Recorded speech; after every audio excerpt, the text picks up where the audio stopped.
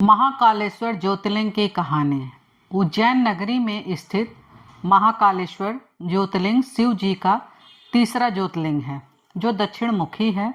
इस ज्योतिर्लिंग की दो कहानियां हैं जो पुराणों में हैं और इस प्रकार है। अगर आपने मेरे चैनल को सब्सक्राइब नहीं किया है तो सब्सक्राइब जरूर कर लीजिए और ये वीडियो अंत तक जरूर देखिएगा, क्योंकि जब आप पूरा अंत तक देखेंगे तभी कथा को जान पाएंगे। जय माता दी दोस्तों, कैसे हैं आप सब लोग। आशा करती हूँ कि आप सब लोग अच्छे होंगे। शिव पुराण के कथा के बारे में जानते हैं कि कोटि रुद्र संहिता के 16वें अध्याय में तृतीय ज्योतिर्लिंग सूत जी द्वारा वर्णित उनके अनुसार अवंती नगरी में एक वेद धर्मरत ब्राह्मण रहते हैं। अग्नि की स्थापना कर प्रतिदिन अग्निहोत्र प्रज्वलित करते थे, अनुष्ठान करते रहते थे। भगवान शंकर के परम भक्त वह ब्राह्मण प्रतिदिन पार्थिव शिवलिंग का निर्माण विधि विधान से उनकी पूजा करते थे। उस ब्राह्मण का नाम वेद प्रिय था। उनके अनन्य भक्त थे। उनके शिव पूजा तथा पारायण की वजह से उनके पुत्र थे। और कितने पुत्र थे? 4। वे अपने पिता के सद्गुणों के अनुरूप थे।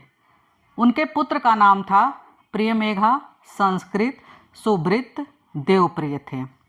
उस समय दूसरा नाम वाले विरोधी एक असुर ने वेद धर्म तथा धर्मात्माओं पर आक्रमण कर दिया।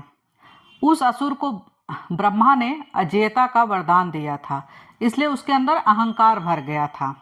सबको सताने पर उस असुर ने भारी सेना लेकर उज्जैन के उस पवित्र एवं कर्मनिष्ठ ब्राह्मणों पर भी चढ़ाई कर दी।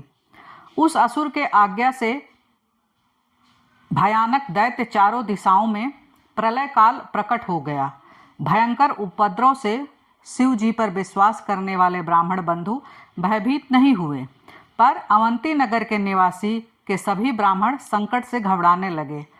तब चारों शिव भक्त भाइयों ने उन्हें आश्वासन दिया कि आप लोग भक्तों के हितकारी भगवान शिव पर भरोसा रखें। उसके बाद उन चारों ब्राह्मण भक्त शिव जी का पूजन कर उनके ही ध्यान में तल्लीन हो गए। वो जो उनके चारों पुत्र थे।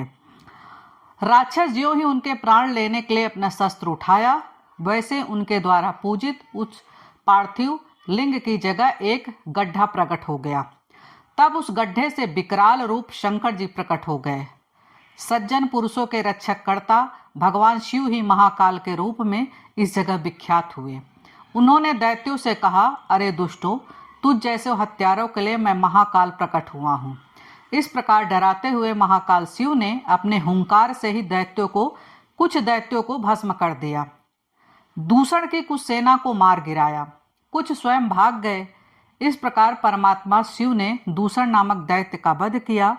जिस प्रकार सूर्य के हटते ही अंधकार छट जाता है, उसी प्रकार आशुतोष भगवान को देखकर सभी दैत्य पलायन कर गए जो बचे थे। देवताओं ने प्रसन्नता पूर्वक आकाश से फूलों की वर्षा की। शिव भक्त ब्राह्मणों से प्रसन्न होकर भगवान शंकर ने उन्हें आश्वस्त करते हुए कहा कि मैं तुम लोगों पर प्रसन्न हूँ और मैं महाकाल हूँ, तुम लोग वर मांगो। उनकी वाणी सुनकर भक्तिभाव से ब्राह्मणों ने हाथ जोड़कर कहा, दुष्टों को सजा देने वाले महाकाल शंभु, हम सबको इस संसार सागर से मुक्त कर दें। भगवान शिव आप आम जनता की रक्षा के लिए यहीं हमेशा के लिए विराजिए। आप दर्शनार्थी मनुष्यों का सदा कल्याण करते रहें। भगवान शंकर ने उन ब्राह्मणों का सद्गत प्रदान किया और अपनी भक्तों की सुरक्षा के लिए उस गड्ढे में हमेशा के लिए लुप्त हो गए। लगभग 3 किलोमीटर भगवान शिव की शिवलिंग स्थली बन गई। ऐसे ही भगवान शिव यहाँ महाकालेश्वर नाम से प्रसिद्ध हो गए। दोस्तों, ये थी महाकाल उज्जैन की कहानी। शायद आप सबको पसंद आए, और अगर पसंद आए तो लाइक शेयर सब्सक्राइब जरूर करें और कमेंट में हर हर महादेव जरूर लिखें।